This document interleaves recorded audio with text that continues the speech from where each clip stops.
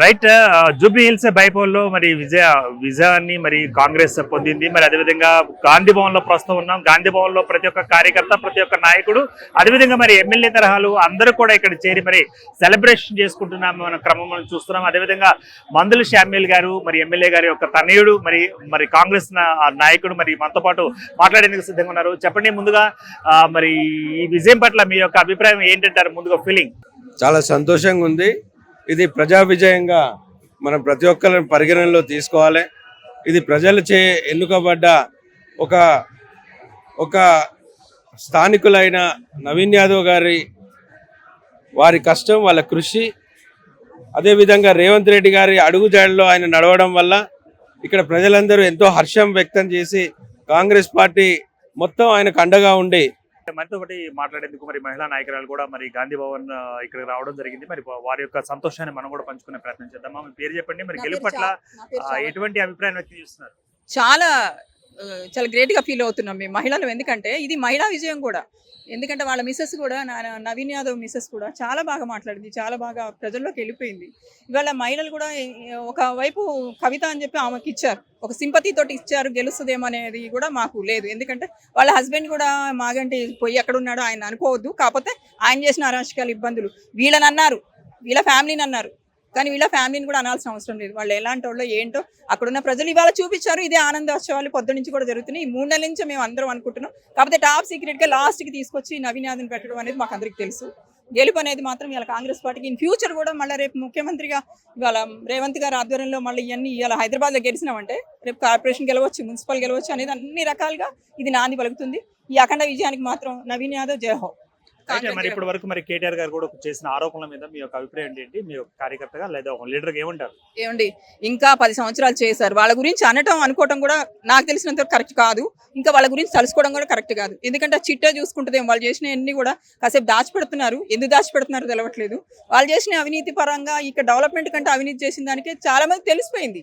ఇవాళ నవీన్ వాళ్ళు చాలా వరకు మా ఫ్యామిలీ ఫ్రెండ్స్ కూడా చాలా వరకు వాళ్ళు ఎలా ఉంటారంటే ఎవరు వచ్చినా కానీ సింప్లిసిటీ. వాళ్ళు ఎవరికైనా ఇవాళ అన్నదానం అంటే ఇవాళ ఏదో మనం ఈ ఎలక్షన్లో కూర్చొని చూస్తున్నాం. మేము ఎప్పుడు కూడా చూసినా పోయినా 10 మంది ఆదరణ. వాళ్ళ ఇంటికి వెళ్ళారంటే మహిళలు ఎప్పుడు కూడా సంతోషంగా తిరిగి వస్తుంటారు. ఓ పసుపు కుంకంతో పంపిస్తూ ఉంటారు. అలాంటి వాళ్ళకి ఇవాళ మంచిగా ఒక బీసీ బిడ్డ అబ్బాయి యాదవ్ ఇలా హైదరాబాద్లో కూడా ఇవాళ గెలుపు అనేది కాంగ్రెస్ పార్టీకే కాదు, ఇవాళ దరిదాపు తెలంగాణ మొత్తానికే. రేపు కాంగ్రెస్ కూడా చూసామా గెలిపించామనే ఒక ఆదర్శమైన భావం ఇవాళ మా అందరికి కలుగుతుంది. ఈ అఖండ విజయానికి మాత్రం కాంగ్రెస్ పార్టీ చేసినటువంటి ఎవరైనా ఇవాళ బయటకు వచ్చి ప్రతి ఒక్క కాంగ్రెస్ కార్యకర్తే కాదు, ప్రతి ఒక్కగా వాళ్ళకి అభిమానులే ఉండని, తటస్థంగానే ఉండని. ఇలా ఈ ఓట్లు కూడా పడ్డాయి. ఏమంటారు, అధికారుల ఓట్లు కూడా వాళ్ళకే పడ్డాయి ఎక్కువ. అంటే అందరూ అప్రిషియేట్ చేశారు. అందరూ కూడా ఆ అబ్బాయి మీద నమ్మకం పెట్టుకున్న దానికి ఒమ్ము చేయకుండా రేపు రేవంత్ రెడ్డి గారు ముఖ్యమంత్రిగా ఉన్నారు. ఆయన సహాయ సహకారాలతో జూబ్లీహిల్స్ ఎప్పుడు రాని విధంగా 10 ఏళ్ల నుంచి చీకట్లో పడేసి ఏ డెవలప్మెంట్ నోచుకొని, ఒక రేషన్ కార్డుకు నోచుకోలేదు, ఒక ఇళ్లకు నోచుకోలేదు. ఇవాళ గ్రేటు ఇచ్చిన హామీల కంటే సన్నబియ్యం హామీ ఇచ్చారు. అది ఇంటింటికి పోయి ప్రతి ఒక్కళ్ళు ఇవాళ అఫీషియల్స్ కూడా తింటున్నారు. ఇవాళ ఆ రకంగా ఒకప్పుడు ఎన్టీ రామారావు గారు ఇచ్చిండే, కానీ ఇవాళ ఆయన మర్చిపోయారు. మళ్ళీ రేవంత్ రెడ్డి గారిని సన్నబియ్యం ఇచ్చినందుకు ఎంతో అసలు ఇలాంటి 2 ఏళ్ళండి వీళ్ళ గవర్నమెంట్ ఉంది. ఇవాళ 10 ఏళ్ళు చేశారు. వాళ్ళు వీళ్ళని అంటానికి అసలు హక్కే లేదు.